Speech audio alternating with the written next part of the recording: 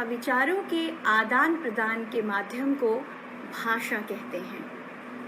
भाषा के 3 रूप हैं, मौखिक, लिखित और सांकेतिक। मौखिक माने बोलना। जब हम अपने भावों को और अपने विचारों को बोलकर प्रकट करते हैं तो हम उसे मौखिक भाषा कहते हैं।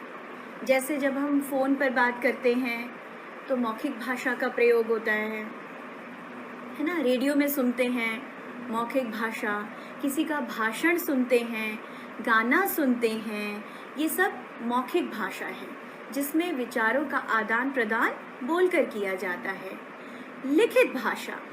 लिखित भाषा में विचारों का आदान प्रदान लिख कर किया जाता है। जब हम पुस्तकें पढ़ते हैं, किसी को पत्र लिखते हैं, पत्र पढ़ते हैं, समाचार पत्र पढ़ते हैं, पत्रिकाएं पढ़ते हैं, वे सब भाषा के लिखित साधन हैं क्योंकि उसमें विचारों का आदान प्रदान लिख कर किया जाता है। तीसरा भेद है सांकेतिक भाषा। सांकेतिक यानी कि संकेतों द्वारा, एक्शंस द्वारा। ज़रूरी नहीं कि हर बात हम बोलकर ही प्रकट करें, लिख कर ही प्रकट करें। कई बार हम बोलते नहीं हैं, लिखते नहीं हैं, ऐसी मुख मुद्राएं बनाते हैं, ऐसे फेशियल एक्सप्रेशंस बनाते हैं कि उन्हें देखकर ही समझ में आ जाता है कि सामने वाला हमसे क्या चाहता है या हम सामने वाले से क्या कहना चाह रहे हैं, है ना। संकेत काफ़ी होते हैं, बोलने व लिखने की आवश्यकता नहीं पड़ती।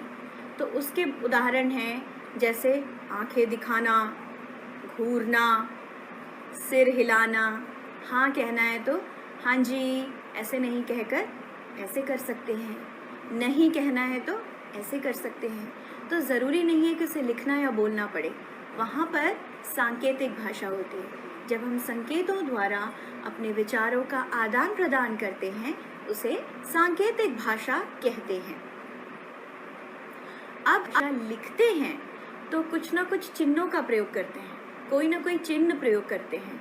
उन चिन्हों को लिपि कहा जाता है। जैसे कि हिंदी की लिपि है देवनागरी, तो लिपि किसे कहते हैं? जिन चिन्हों में हम भाषा को लिखते हैं उन्हें लिपि कहा जाता है। जैसे हमने कहा काम, तो उसे लिख कर दिखाना है तो क आ की मात्रा म, काम, ये है लिपि। जब हमने कहा वर्क, WORK, वर्क, ये है लिपि। हम किसी भी भाषा को लिपि में लिखते हैं। तो अनेक प्रकार की भाषाओं की अनेक प्रकार की लिपियां होती हैं। जैसे हिंदी भाषा की लिपि होती है देवनागरी, संस्कृत, गुजराती, मराठी, इन भाषाओं की लिपि भी देवनागरी होती है। अंग्रेज़ी भाषा की लिपि होती है रोमन, उर्दू भाषा की लिपि होती है फारसी, पंजाबी भाषा की लिपि गुरमुखी। इस प्रकार हर भाषा की अपनी अपनी लिपि होती है जिसमें लिखकर हम अपने भावों को अभिव्यक्त करते हैं।